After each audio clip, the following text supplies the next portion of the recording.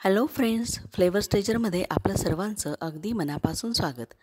आजच्या भागामध्ये आपण तिसरे म्हणजेच क्लॅम्स ह्याची करी कशी करतात ते बघणार आहोत.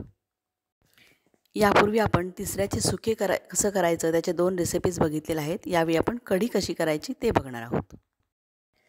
हे तिसरे अगदी स्वच्छ असे 3-4 वेळा धुवून घ्यायचे आहेत, जेणेकरून त्यातली रेती निघून जाईल आणि विळीच्या किंवा आदळीच्या साहाय्याने त्याचे 2 भाग सेपरेट होईल अशा पद्धतीनं हे सुटी करायचे आहेत. अशा प्रकारे 2 भागामध्ये केल्यानंतर त्यातला प्राणीमधला जो आहे तो काढून घ्यायचा आहे आणि दोन्ही शेल टाकून द्यायचे आहेत आणि परत एकदा स्वच्छ सगळं धुवून घ्यायचं आहे. 1 वाटीभर ओलं खोबरं घेतलं आहे, अर्धा चमचा हळद आहे, 15-20 छोट्या लाल मिरच्या घेतलेल्या आहेत, लाल मिरच्याची देठं काढून टाकलेली आहेत आणि त्याच्यामध्ये आपण 1 चमचाभर धने घेतलेले आहेत, 2-3 बुटुकं चिंच घेतलेली आहे आणि अर्धा कांदा उभा चिरून घेतलेला आहे. त्यातले चिंच सोडून बाकी सगळं घालून आपण हे वाटून घेणार आहोत. अशी बारीक अगदी फाईन पेस्ट तयार करायची आहे आणि लागेल तसं त्यामध्ये पाणी घालून ही पेस्ट तयार करायची आहे. सर्वात शेवटी चिंच घालून परत एकदा बारीक वाटून घ्यायचं आहे. आता ज्या भांड्यात तुम्ही कढी करणार आहात त्याच्यामध्ये हे सर्व वाटप ओतून घ्यायचं आहे. याच्यामध्ये आवश्यकतेनुसार पाणी घालायचं आहे.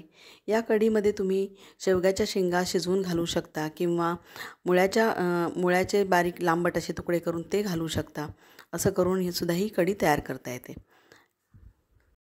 आता हे त्या तिसऱ्यांच्या आतले सगळे मांस काढून झालेलं आहे आणि आता या कढीला उकळी आल्यानंतर आपण ते याच्यामध्ये घालणार आहोत आणि घालून व्यवस्थित हलवून घ्यायचं आहे आणि थोडा वेळ हे शिजू द्यायचं आहे.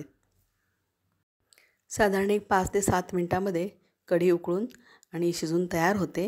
याच्यामध्ये सर्वात शेवटी आपण मीठ घालणार आहोत. मीठसुद्धा आपल्या अंदाजानेच घालायचं आहे आणि शेवटी एकदा चेक करायचं आहे व्यवस्थित मीठ आणि तिखट आहे का, नसल्यास ते ॲड करायचं आहे आणि नंतर ही डिश सर्व करायची आहे. अशा प्रकारे क्लॅम्स करी किंवा तिसऱ्याची कढी खाण्यासाठी रेडी आहे. व्हिडिओ कसा वाटला मला नक्की कमेंटमध्ये कळवा आणि एकदा नक्की करून बघा.